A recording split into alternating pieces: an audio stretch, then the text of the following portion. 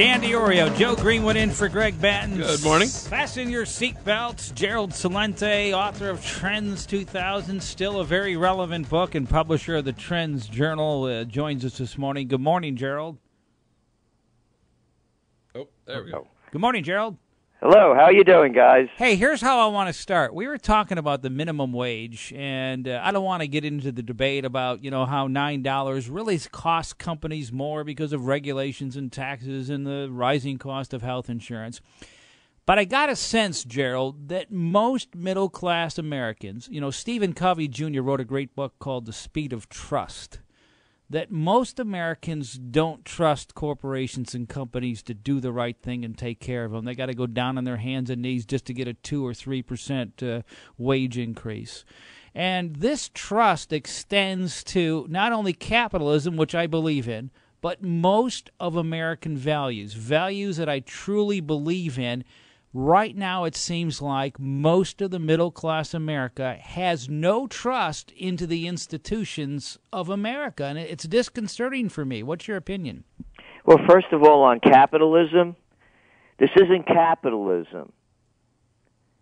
The merger of state and corporate powers is called fascism. That's the definition. That was right from Mussolini, who knew a thing or two about it. Okay. And you take 4 words to change this country. Too big to fail. In capitalism, you're not too big to fail. You rise and fall on your own merits. Listen to the words of Eric Holder, our Attorney General, at a hearing last week about the drones when Senator Grassley brought up the point that not one head on Wall Street rolled, although they paid violation fines. Not one was prosecuted. And Holder said words to the effect, it's not the exact quote, that these banks are too big to fail and that the people are too big to jail. And that if we jail them and this becomes unsettling, a big bank failing could hurt our economy and even that of the world economy. You don't touch them. You guys, anybody out there listening, commit a crime, the full extent of the law comes down on top of you. Mm-hmm. But if you're a big guy, no, it could damage the economy and we can't bring you to jail. This isn't capitalism.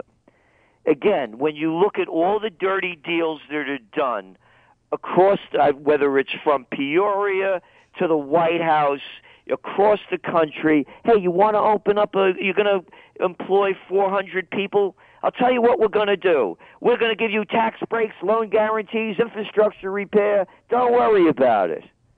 The whole game is tilted. It's a takeover. You want to talk about corporations? Hey, remember this quaint little thing when they used to have stationery stores before Staples and Office Depot gobbled it all up? Hardware stores before there was Home Goods and Lowe's?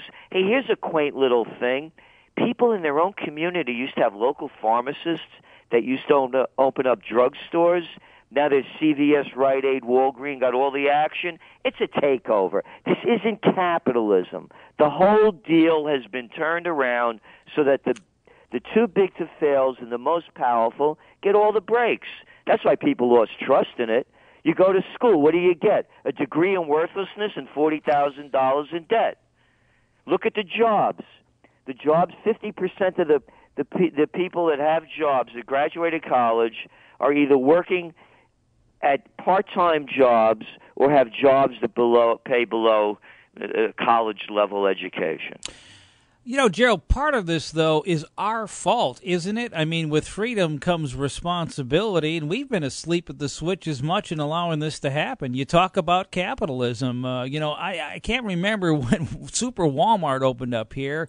The unions were boycotting it because they don't hire union help. Yet I went over there, and every truck over there had a union sticker on it, and they were shopping there. You got it. So you're 100% right. So if we're mad about Walmart, then you know what? We may pay a little more for good wages to go to a local store who makes furniture, but we're making the choice by settling for the bottom, aren't we? Yes, we are, and that you're 100% right, but it also goes to a whole nother level. You look at the latest poll that just came out. 76% of the people, Pew Research, don't trust the government to do the right thing. Okay. But yet, who's running the government? Look, just to give you a little background, I began my career at a graduate school running political campaigns in Westchester County, which is the richest county in the United States. And then they sent me up to Albany, and I was the assistant to the secretary of the New York State Senate. I also designed and taught American politics and campaign technology at St. John's University, and spent several years in D.C. as a government affairs specialist for the chemical industry. So I know what this game looks like. One of the chief writers in our TrendsJournal, which you have, is Dr. Paul Craig Roberts, who's the former Assistant Treasury Secretary under Ronald Reagan. We're a bunch of guys that have been there. So when you say it's our fault, and I give you the statistics about how many people don't trust government, they call them the Republicans and the Democrats. Adults call them the Bananos and the Gambinos. We don't have a representative form of government in this country.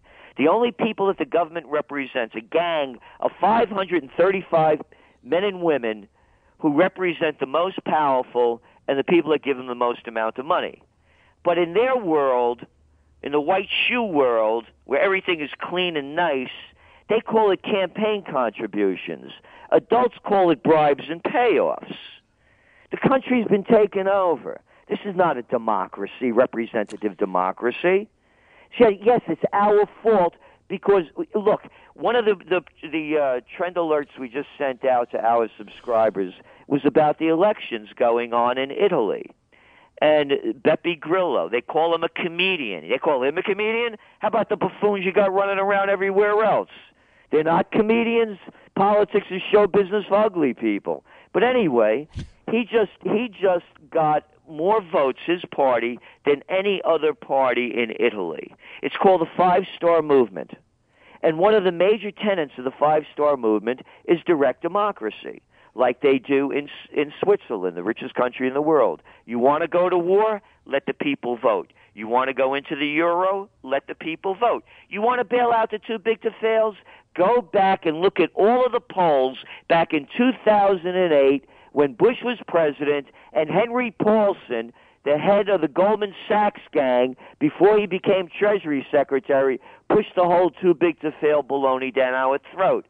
It was running 500-1 against. So we need to change the entire system. You know, you talked about Beppe Grillo, and you talked about him going directly to the people with social media and how mainstream media, although we still follow it, doesn't matter. There's a generation coming up that will respond to social media and to direct communication. You've been calling for a third party that's going to utilize that. When do you think that'll emerge? Well, it's emerging now. When is it going to happen in America? I don't know. Because look at this country. Look what's happened to it. I mean, we take more prescription drugs and painkillers than anybody else in the world. You think our brains are fried? Processed food, processed bodies, processed minds, processed news, processed politicians. So to me, the people have to rise up. But first, it's about yourself.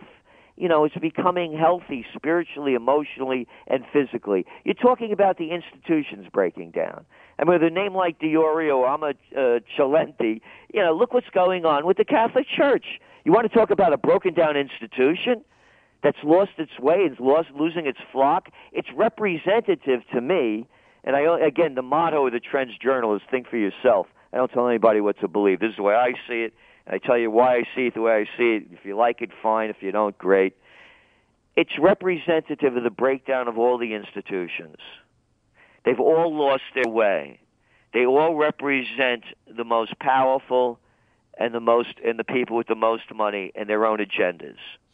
We're talking with Gerald Celente, publisher of the TrendsJournal. We'll give you the website and how you can get the TrendsJournal's quarterly reports, what's going on. He's been, I would venture to say, 95% accurate or more over the past 15, 20 years that I have known him. Gerald Celente, publisher of the TrendsJournal. If you want to subscribe or go to the website, we'll give you that information shortly. Gerald, let's shotgun a few things that are in the TrendsJournal. I want to start with the economy. Economists disagree about a lot of things. One thing they agree about, if we ever shut off this quantitative easing, the chickens are going to come home to roost. How soon?